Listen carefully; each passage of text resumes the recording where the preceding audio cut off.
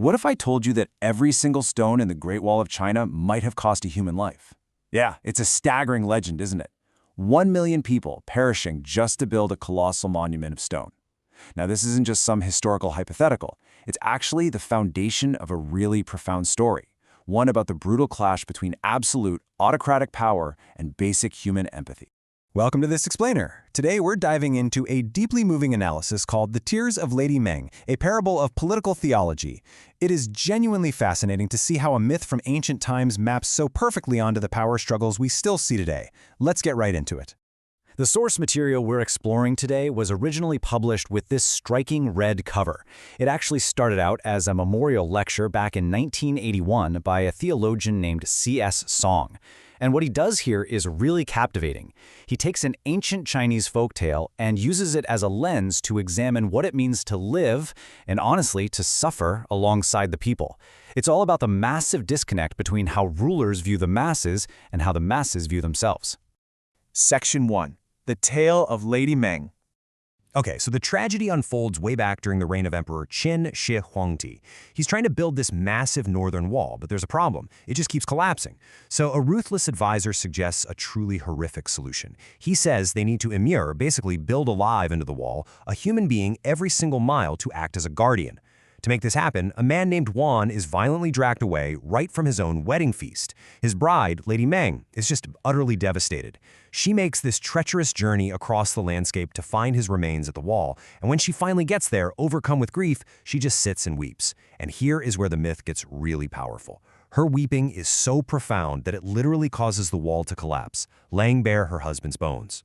Well, the emperor hears about this, sees her, and is so struck by her beauty that he demands she marry him. She agrees, but only on the condition that he fulfills 3 specific tasks to properly honor her dead husband. As soon as he does, she climbs up this high terrace, loudly curses the emperor for his cruelty, and throws herself into the river. The emperor is absolutely enraged. He orders her bones to be ground into powder. But those fragments, they miraculously transform into little silver fish. It's his beautiful, tragic symbol of ultimate defiance. Her faithful soul lives on forever, completely untouchable by the emperor's rage. Section 2. People as grass and weeds. The emperor regarded his subjects as so much grass and weeds. Song points out that the folk storyteller here is letting us in on a dark, open secret about autocratic rule. To a ruler who's obsessed with building a massive empire or a giant defense wall, human life is entirely disposable. It's literally just raw material to be used up and thrown away. And this brings us to a central contrast. On one side, you have the political theology of rulers. They look at people as mere tools, right? Just grass and weeds to be sacrificed for grand national development or defense projects. But then, on the exact opposite side, you have the political theology of the people. As Song describes it, this theology isn't hatched in fancy palaces. No, it's hatched in the womb of the people's actual experience, in their tears, their pain, and their stubborn, resilient hope. Section 3. Idols of National Security. Now, Song draws this direct, honestly chilling line between the savage, ancient gods of the past and the modern god that we call national security. Think about ancient deities like Moloch and Chemosh. They demanded literal, physical human sacrifice to be appeased. Well, the text argues that today's idol of national security operates the exact same way. It's a hungry god. It demands the sacrifice of human rights, of political dissidents, and of massive economic resources, all just to protect the absolute power of whoever happens to be ruling at the time. So you might be wondering, how exactly is this modern idol worshipped? Well, through brutal rituals. We're talking about suppressing political opposition, fabricating charges against dissidents, using torture to extract false confessions, and staging martial law court trials. And Song makes an absolutely crucial observation here. He notes, completely impartially, that these ritual sacrifices happen across all ideological lines. It doesn't matter if a nation claims to be capitalist or socialist, free or autocratic. This strange, dark convergence happens right at the altar of national security whenever any regime decides its own survival is more important than human life. To really illustrate the insatiable greed of this idol, Song points to the frantic global arms race of the 1980s. He highlights a staggering number, a projected increase of $63.1 billion in U.S. military spending for the year 1986 alone. To put that into perspective, he uses this figure to show how the cult of national defense is literally starving the world's poor.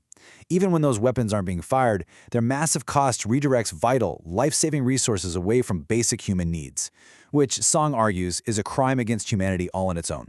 Section 4. A world without tears. I want you to imagine Lady Meng arriving at the Great Wall. The text paints this vivid, haunting picture. The Great Wall stared with cold arrogance. It showed no emotions. It had no tears. That wall represents autocratic power. It is utterly indifferent to human misery. It has this huge passion for power, but zero capacity for love or empathy. It is, both literally and metaphorically, made of stone. But standing right against this tearless power, you have the weeping people. Song lists several historical examples from his era to show how people continue to weep under the crushing weight of tearless regimes. He brings up the Sri Lankan Tamils weeping over forced repatriation, families mourning after the Gwangju uprising in Korea, and the suppression of human rights rallies in Taiwan. The tears of the people, you see, act as this universal language of suffering against completely unfeeling structures. Just listen to this heartbreaking plea from a Korean mother whose sons were imprisoned. "We have spent night-long prayer vigils putting our plea before you with tears." Song asks us, are these not the modern tears of Lady Meng?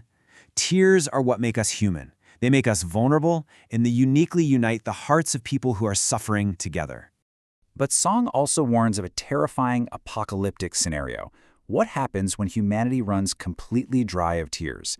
He quotes this incredibly haunting poem by a Vietnamese poet written during the war. "My statue sheds no tears, for it has none left to spend. My statue tells no stories." The text suggests that a world without tears is a world where history has literally come to a standstill. If we lose our capacity to weep for one another, we lose our ability to tell stories, to connect, and ultimately to love. We become just like that stone wall. Section 5. Theology of the people. So it all comes down to this ultimate contrast: a stone versus tears. A stone has absolutely no capacity for love. It can't weep. But tears?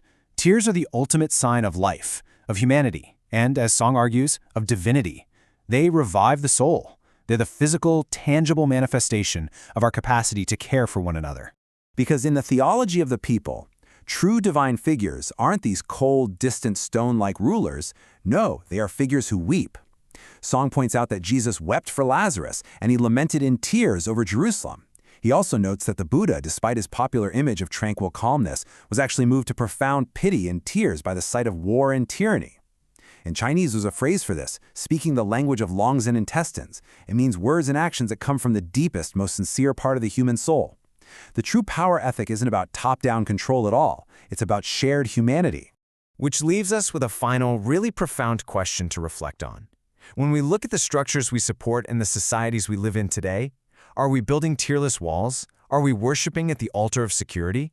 Or are we capable of speaking the language of the lungs and intestines? Are we weeping with the people? It's a question from 1981 that honestly feels more urgent today than ever. Thanks for joining me on this explainer, and keep learning.